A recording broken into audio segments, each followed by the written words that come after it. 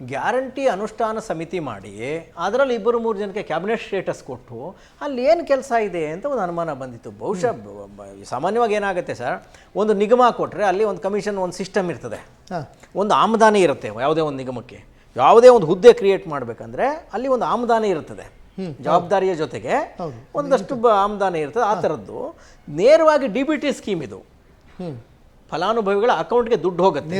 ಹಾಗಿರೋ ಟೈಮಲ್ಲಿ ಇವ್ರದ್ದು ಏನು ರೋಲ್ ಇದೆ? ಆಮೇಲೆ ಅದಕ್ಕೆ ಕಾಂಪಿಟೇಷನ್ ಬೇರೆ ಕ್ರಿಯೇಟ್ ಆಯ್ತಲ್ಲ, ಏನಿರ್ಬೋದು ಅಂತ ಯೋಚನೆ ಮಾಡ್ತಾ ಇದ್ದೆ ನಾನು.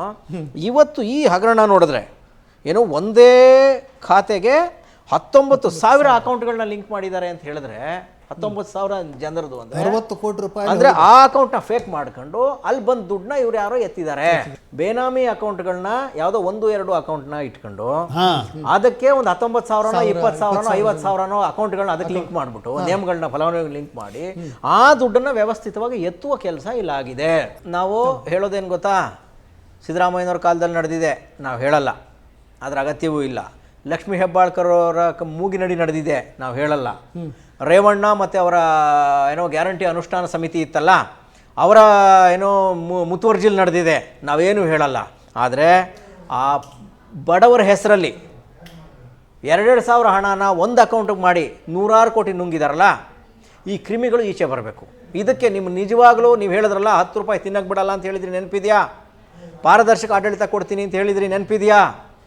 ಆಮೇಲೆ ನೆಕ್ಸ್ಟ್ ಇನ್ನು 2 ವರ್ಷ ಸಾಕಾ ಅಂತ ಹೇಳಿದ್ರಿ, ನೆನಪಿದೆಯಾ?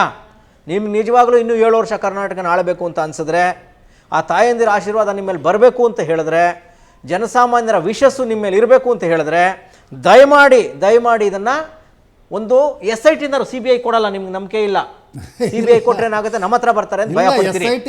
ಏನೂ ಆಗಲ್ಲ. ಅದು SIT ಜುಡಿಷಿಯಲ್ ಎನ್ಕ್ವೈರಿ ಮಾಡಿಸ್ಲಿ ಸರ್, ಅಲ್ಲ ರೀ, ಹಾಲಿ ಜಡ್ಜ್ ಮೂಲಕ ಮಾಡಿಸ್ಲಿ ಸರ್. ಅಲ್ಲ ಆಗಲ್ಲ, CBI ಆಗ್ಬೇಕಂತ ಇದ್ದಾರೆ ಸರ್. ಅಲ್ಲ ಆಗಲ್ಲ, ಅದು CBI ಇವ್ರು ಕೊಡಲ್ಲ ಸರ್, ಇವ್ರು ಬೇಡ.